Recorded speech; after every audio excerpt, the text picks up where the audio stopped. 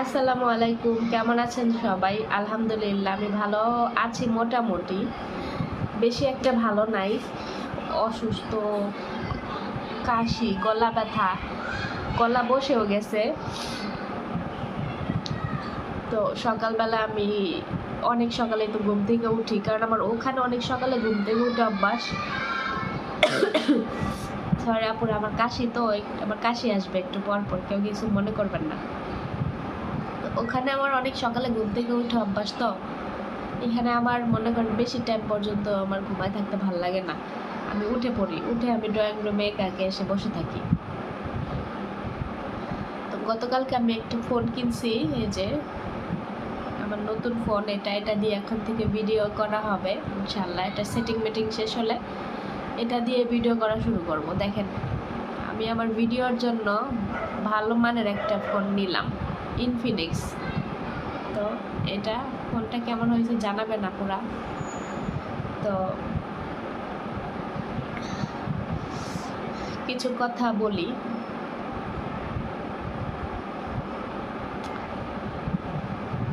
কার জীবনে কে কিভাবে চলবে, কে কি পড়বে, কে কিভাবে থাকবে, সেটা কিন্তু একান্তই তাদের ব্যক্তিগত ব্যাপার। যেমন আমি বাংলাদেশে আসছি, আমি চুলের একটা ট্রিটমেন্ট নিছি, এটা হচ্ছে বটক্স ট্রিটমেন্ট। তো আমি চুল কালার করছি, আমার চুল কালার করার উদ্দেশ্যটা আগেই ছিল। এখন আপনারা বলতে পারেন যে আপনি চুল স্ট্রেট করছেন দেখে কি আপনি চুল এভাবে সামনে দিয়ে ছেড়ে আসবেন?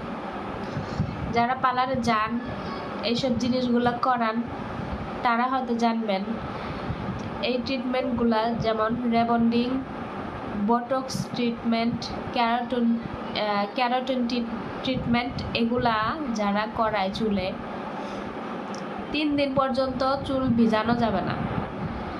ঠিক আছে, 3 দিন পর্যন্ত চুল ভিজানো যাবে না, চুল বাঁধা যাবে না, চুল এইভাবে সবসময় ছেড়ে রাখতে হবে। চুল কানের কাছ দিয়ে গুজা যাবে না।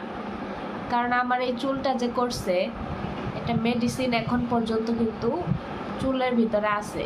মেডিসিন দিয়ে 1.5 ঘন্টা পর্যন্ত বসেছিলাম। 1.5 ঘন্টা পর চুলটা হেয়ার ড্রায়ার দিয়ে ড্রাই করে তারপরে স্ট্রেটনার মেশিন দিয়ে টানছে। ঠিক আছে, তো আমার চুলের কিন্তু এখন পর্যন্ত মেডিসিন আছে।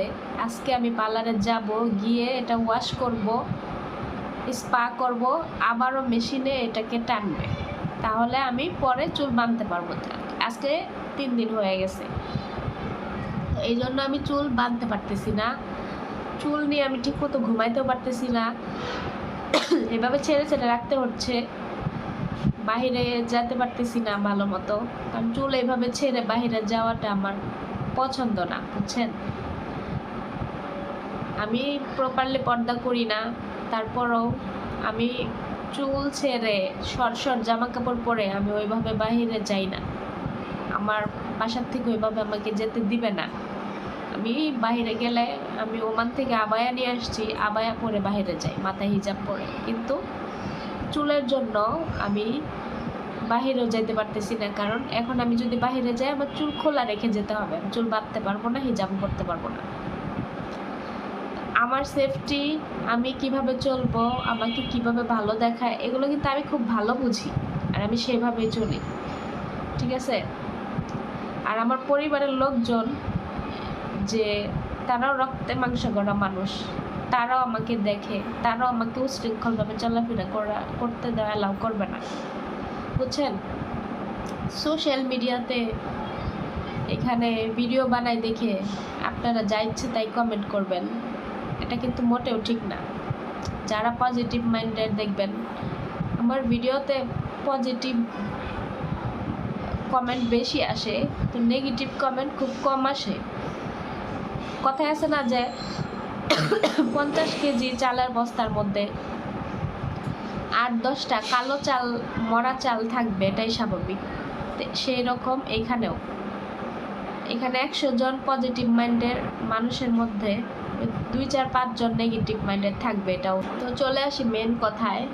মেন কথা হচ্ছে আমার ভিডিওতে কিছু স্মার্ট আপুরা আমাকে কমেন্ট করছে যে কালো চুলই ভালো ছিল, এখন আমি চুল কালার করছি, এখন আমাকে বিশ্রী দেখাচ্ছে। ওখানে আবার আরেকজনের রিপ্লাই করছে আমি নাকি খ্যাত। আচ্ছা ঠিক আছে, এখন আমি তাদের উত্তরটা খুব সুন্দর ভাষায় দিয়ে দিই, ঠিক আছে। প্রথমত আমার চুল কোনো দিনও কালো ছিল না, ঠিক আছে, কারণ কালো চুল আমার ভাল লাগে না, এটা আমার চয়েস। কালো চুল আমার ভাল লাগে না, কিন্তু আমার মা আবার কালো চুল পছন্দ করে, যেটা সত্য আমি সেটাই বললাম, কিন্তু আমার কালো চুল ভাল লাগে না। আমার চুল কোনো দিনও কালো ছিল না, তো আমার চুল এমন একটা কালার করা ছিল যেটা আমি শুধু রোদ্রে গেলে আমার কালারটা বোঝা যাবে। আমি যদি রুমে থাকি তাহলে আমার ওই কালার বোঝা যাবে না, আমি রোদে গেলে সেই কালারটা আমার বোঝা যাবে। আর ওখানে আমি তো বেশিরভাগ মাথায় কাপড় দিয়ে ভিডিও বানাইতাম, এর জন্য হয়তো অনেকেই বুঝতো না, ঠিক আছে।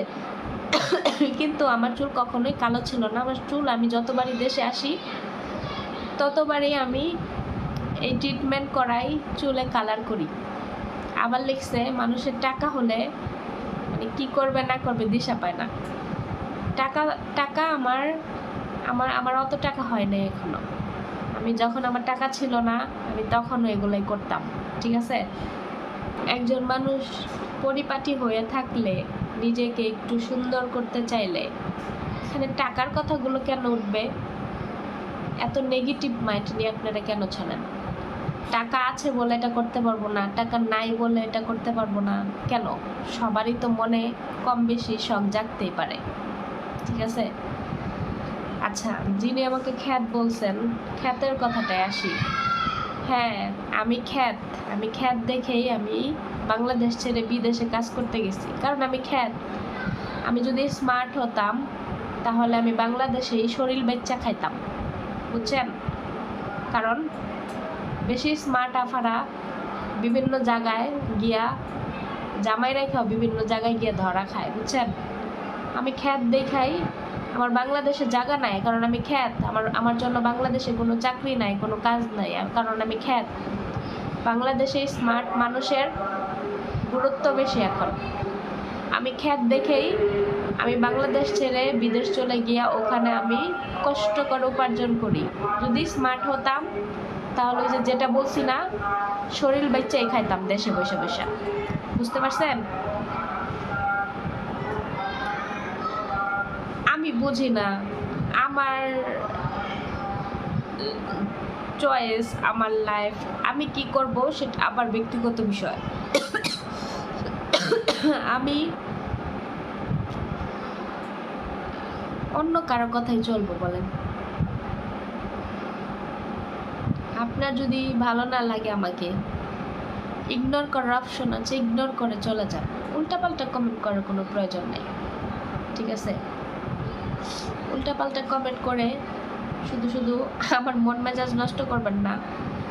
আর আমাকে যারা উল্টাপাল্টা কমেন্ট করে তাদের আমি ওই রকমভাবে উল্টাপাল্টা উত্তর দিয়ে দেই, পরে উত্তর দেখে আবার কেউ মন খারাপ করেন না। আমি আমার ভিডিও এখন থেকে 2 বছর আগে আমি স্টার্ট করছি। 2 বছরের সব ভিডিও আপনারা চেক করেন তো। একটা নাচানাচির ভিডিও, ক্যামেরার সামনে এসে এমন করা কোনো ভিডিও আমার চ্যানেলে আছে কিনা? কারণ ওই বুং বাং করার আমার নাই, ঠিক আছে। ওই নাচানাচি করার আমার অভ্যাস আমার নাই। আমি যথেষ্ট ভদ্রতা বজায় রেখে আমি ভিডিও বানাই মার্জিতভাবে, যে ভিডিও পরিবারের সকলে মিলে দেখতে পারবে। আর যে আমার ভিডিও আমার পরিবারের সকলে দেখে, আমার বোনের শ্বশুর বাড়ির লোকজন পর্যন্ত দেখে। আমি ভিডিওতে এরকম কিছু করি না যেগুলো আমার পরিবারের লোকজন দেখলে আমি লজ্জা পাবো, ঠিক আছে। আমার ভিডিও আমার ফ্যামিলির প্রত্যেকটা মানুষ দেখে, ইভেন আমার বোনের শ্বশুর বাড়ির লোকজন পর্যন্ত আমার ভিডিও দেখে, বুঝছেন। তো মানুষকে কিছু বলার আগে একটু ভেবে চিন্তে বললেন। আমি অনেক অসুস্থ আপুরা, আমার চোখ দিয়ে দেখেন পানি বের হয়ে যাইতেছে, কারণ জ্বর, ঠান্ডা, গলা ব্যথা, কাশি, তো সব মিলে অনেক অসুস্থ আমি। এখন এই চুলের জন্য আরো প্যারায় আছি, চুল বাঁধতে পারতেছি না, নাহলে চুল বাঁধতে রাখবো সবসময়। এভাবে খোলা চুলে আমি বেশি আসবো না, বুঝছেন। আর আমার কাছে ঝর্ণা আপুকে নিয়ে অনেকে কমেন্ট করছেন, যেহেতু ওনাকে নিয়ে আমি এর আগে ভিডিও বানাইছি, অনেকেই জানতে চাইছেন উনি আজকে 1 মাসের উপরে হবে ভিডিও আপলোড দেয় না, ওনার কি হয়েছে এটা জিজ্ঞাসা করছেন। আসলে কি, সতীন নিয়ে সংসার করাটা না এত সহজ না। উনি যতটা সহজভাবে মানে নিতে চাইছিল যে হ্যাঁ উনি হয়তো পারবে ওনার সতীনের সাথে মিলে সংসার করার জন্য, কিন্তু লাস্টে সে পারে নাই। সে তার সতীনের সাথে ঝগড়া করে তার মেয়েকে নিয়ে তার বাবার বাড়িতে চলে গেছে, তার বাবার বাড়িতে আছে বর্তমানে। এই জন্য সে ওখানে থেকে কোনো ভিডিও আপলোড দিচ্ছেন না, কারণ বাবার বাড়িতে থেকে যদি ভিডিও আপলোড করে তাহলে দর্শকরা অনেক কথা বলবে, ওনাকে অনেক কিছু বলবে। কারণ উনি একটা সময় গর্ব নিয়ে অনেক কথা বলছে যে উনি দেখাই দিবে সতীনের সাথে সংসার করে, এটা করে ওইটা করে, বড় আপুর সাথে সংসার করে সে দেখাই দিবে। কিন্তু লাস্টে বড় আপুর সাথে সে থাকতে পারলো না, এই জন্য সে বাবার বাড়িতে চলে গেছে বাচ্চাকে নিয়ে। ঠিক আছে, এখন বাবার বাড়িতে আছে সে, তার বাবার বাড়িতে। এই জন্য ভিডিও আপলোড দেয় না, ভিডিও আপলোড দিলে পাবলিকে প্রশ্ন করবে দুনিয়ার, এই জন্য সে ওই ভয়ে ভিডিও আপলোড করে না। আমাকে আবার অনেকে বলতে পারেন আপনি কিভাবে জানেন, কারণ ওনার সতীনে টিকটকে ওনার মেয়ের ছবি দিয়া একটা ভিডিও আপলোড করছে যে বিশ্বাস করো মা, তোমাকে অনেক মিস করতেছি, বিশ্বাস করো মা, এখানে আমার কোনো দোষ নাই, আমার কোনো দোষ ছিল না, আমি কিছু করি নাই, এরকম একটা ভিডিও আপলোড করছে। তখনই ওই ভিডিওতে দেখে আমি বুঝছি যে সে ওই বাড়িতে নাই, সে চলে গেছে তার বাবার বাড়িতে। আবার ওই ঝর্ণা আপু তার আইডিতে একটা ভিডিও পোস্ট করছে যে তার মেয়েকে কোলে নিয়া, যে আমি তোমাকে কিভাবে ছেড়ে থাকবো মা, এটা বলতেছে। তার মানে উনি হয়তোবা বিদেশে আসার প্ল্যান করতেছে, আবার উনি হয়তো বাচ্চা রেখে বিদেশে আসবে, এই জন্য উনি ওই ভিডিওটা পোস্ট করছে যে আমি তোমাকে ছেড়ে কিভাবে থাকবো মা, বুঝছেন। আসলে উনি জীবনে অনেক বড় একটা ভুল করছে, যে ভুলের মাসুল ওনাকে দিতে হবে, শুধু ওনাকে না ওনার বাচ্চাকেও দিতে হবে। কেননা আজকে যদি উনি বিদেশে চলে আসে তাহলে ওনার বাচ্চা হয়তো বা ওর বাবাই নিয়ে যাবে, ওনার সতীনের কাছে থাকবে, তাহলে বাচ্চা বড় হইয়া ওই সতীন তার ওই সতীনকে চিনবে, ওনাকে কম চিনবে। ঠিক আছে, এখন যাই হোক, আল্লাহ সবাইকে ভালো রাখুক, কিন্তু এই ধরনের ভুল কেউ যাতে না করে। মানুষ একজনকে দেখে আরেকজনের শিক্ষা নেওয়া উচিত। দেশে বহু বেকার ছেলে, সিঙ্গেল ছেলে আছে, যারা প্রতিষ্ঠিত নারী, প্রতিষ্ঠিত মেয়ে, তারা একটা বেকার মানুষের হাত ধরলেও কিন্তু কিছু একটা করে দিলে সেই মানুষটাও কিন্তু স্বাবলম্বী হতে পারে। ঠিক আছে, আমি একজন প্রতিষ্ঠিত মানুষ হয়ে একটা প্রতিষ্ঠিত ছেলের হাত ধরবো, তাহলে তো একটু এদিক ওদিক হতেই হবেই না। তারপর আবার বিবাহিত, তার একটা সংসার আছে, সেখানে আমি যদি জেনে শুনে একটা বিবাহিত সংসার আছে, বাচ্চা আছে, বউ আছে, এগুলো জেনে শুনে যদি ওইখানে যদি আমি ঢুকে সংসার করতে চাই, সেখানে তার হবে না, তাই না। তো যাই হোক, এই জিনিসগুলো জানি সবাই বুঝে, এমনকি একজনকে দেখে যেন সবাই বুঝতে পারে যে আসলে এই জিনিসগুলা ভুল থেকে যাতে সবাই দূরে থাকে। আমি যখন দেশে আসছি, সত্যি কথা আমার ম্যাডামরা অনেক ভালো, আলহামদুলিল্লাহ অনেক ভালো। আমার ম্যাডাম আমাকে একদিন পর পরই মেসেজ দেয়, দিয়া সালাম দেয়, আবার বলে আমার পরিবারের সকলকে আমার ম্যাডামের সালাম যাতে আমি পৌঁছায় দিই, খোঁজ খবর নেয় আমার ম্যাডাম। আবার ওইদিকে আমার কফিলও আমাকে মেসেজ দেয় তুই কেমন আছিস, তোর পরিবারের সবাই কেমন আছে, তোর পরিবারের সবাই আমার সালাম দিস। তারপরে আমার কপিলে বাংলাদেশিদের সাথে উঠা বসা করে, মানে গাড়ি ঠিক করতে যে গ্যারেজে যায় ওখানে বাংলাদেশি সবাই ওই গ্যারেজে কাজ করে। ওদের কাছে থেকে আমার কপিলে বাংলাদেশি সম্পর্কে অনেক কিছু জানে শুনে। ওনারা নাকি বলছে যে বাংলাদেশের পরিস্থিতি ভালো না, বাংলাদেশে রাস্তায় বেরোইলে মানুষ মানুষকে মারতেছে, মানুষ মানুষকে এটা করতেছে ওইটা করতেছে, এগুলো উনি শুনছে। আর মেয়েদের তো কোনো নিরাপত্তাই নেই, এগুলো শুনছে। শোনার পরে আমাকে মেসেজ দিছে গতকাল, বলে কি তুই কি ভালো আছো? আমি তো আলহামদুলিল্লাহ ভালো আছি। পরে বলে তোদের দেশের অবস্থা ভালো না, আমি শুনছি। পরে আমি জিজ্ঞাসা করলাম আপনি কার কাছ থেকে শুনছেন? বলে আমি গ্যারেজে যাই না, ওইখানে বাংলাদেশি লোক আছে, তো ওদের কাছ থেকে আমি শুনছি তোদের দেশে মেয়েদের কোনো নিরাপত্তা নাই, বাইরে বেরোইলে এটা ওইটা মানুষ দুর্ঘটনা ঘটে। তুই কিন্তু বাইরে বের হইস না, তুই দেশে গেছস, বাসায় বসে থেকে রেস্ট নিয়ে 1 মাস কাটাইয়া চইলায় আবার আমার বাসায় তোকে অনেক দরকার। কারণ আমার ম্যাডাম নাকি প্রতিদিনই আমার কফিলকে আমার মালিককে বলে যে আমি থাকলে আমার ম্যাডামের কোনো টেনশন করতে হয় না, তার সংসার নিয়ে, রান্না বান্না নিয়ে, বাজার ঘাট নিয়ে কোনো কিছু টেনশন করতে হয় না, সব কিছু আমি একা হাতে সামলাই। আর এখন আমার ম্যাডামের সব কিছু নিয়ে টেনশন করতে হচ্ছে যে তার পোলাপানি কী করতেছে, ওইখানে ময়লা, ওইখানে ফয়সাল কী করতেছে, এই জিনিসগুলো তার টেনশন করতে হচ্ছে। আমি থাকলে ফয়সালকে নিয়ে তো কোনো টেনশনই তারা করে না, ও তো সারাক্ষণ আমার কাছে থাকে। তাই বলে আমার ম্যাডাম নাকি বলছে যে আমি অনেক ভালো। পরে আমার মালিকে বলে হ্যাঁ আসলেও ভালো, আমার বাসাটাকে সুন্দরভাবে ও রাখে একাই।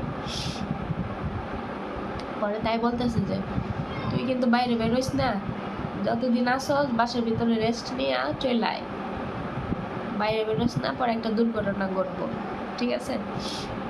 আমার বাসায় তুই আজীবন থাকতে পারবি, সমস্যা নেই। তুই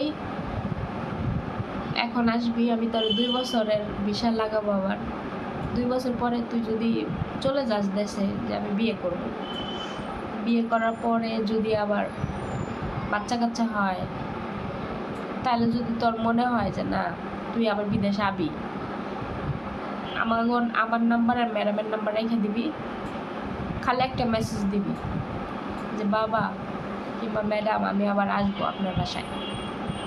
আমার বাসায় যদি আমি অন্য লোক থাকেও আমি তাদেরকে অফিসে নিয়ে দিয়ে আসবো, আমি তোরে নিয়ে আসবো, এগুলো আমাকে বলতেছে। তাহলে এরকম একজন মানুষের কাছে এরকম কথাটা পাওয়া অনেক কিন্তু একটা ভাগ্যের ব্যাপার।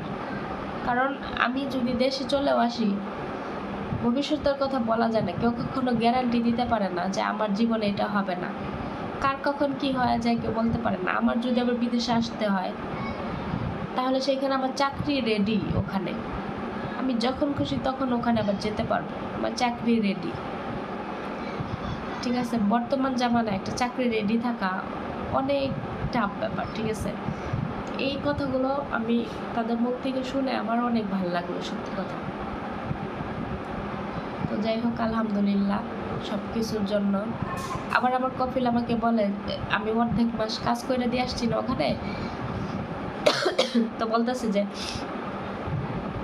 তুই তো অর্ধেক মাস কাজ করে দিয়ে গেছিস না, আবার পরের মাসে অর্ধেকে আসবি, তাহলে অর্ধেক 1 মাসের স্যালারি তোকে একবারে দিয়ে দিব। ম্যাডাম এইভাবে বলছে। তারপরে তোর যদি টাকার প্রয়োজন হয় আমাকে বলিস, আমি এখান থেকে এই অর্ধেক মাসের স্যালারি পাঠিয়ে দেবো। আমি বলছি না না আমার দরকার নেই। সবাই দোয়া করবেন আমার ম্যাডামের ফ্যামিলির জন্য, আর আমার জন্য দোয়া করবেন যাতে আমি তাড়াতাড়ি সুস্থ হয়ে যাই। তো অনেক কথাই বললাম, সবাই ভালো থাকবেন, সুস্থ থাকবেন। আর যদি কথার মাঝে কোনো ভুল হয় অবশ্যই ক্ষমার দৃষ্টিতে দেখবেন, ঠিক আছে? কারণ উল্টাপাল্টা কথা আমার ভাল লাগে না, এই জন্য আমি এই কথার উত্তরগুলো নিয়ে আমি ভিডিওতে আসি, নইলে আমি এই কথার উত্তরই আমি দিতাম না। আর উত্তর না দিলে না এরা অনেক সুযোগ পাওয়া যায়, বুঝছেন? এরা অনেক সুযোগ পায়, এরা পারে না অন্যান্য ব্লগার যে যারা নাচানাচি করে, এটা করে ওইটা করে, তাদের সাথে গিয়া এরা খালি আসে, মানে আমাদের মতো যারা প্রবাসী মেয়েরা ব্লগ করে না, প্রবাসী অনেক মেয়েরা ব্লগ করে, দেখেন ওনাদের ব্লগের, অনেকের ব্লগের ধরন দেখেন ওনারা কি বলে আর কি করে। তো আমি কি ওগুলা করি না, ওগুলা বলি, তারপরে কেন নেগেটিভ কমেন্ট করে? ঠিক আছে, সবাই ভালো থাকবেন, সুস্থ থাকবেন, আবার অন্য ভিডিওতে দেখা হবে। আল্লাহ হাফেজ।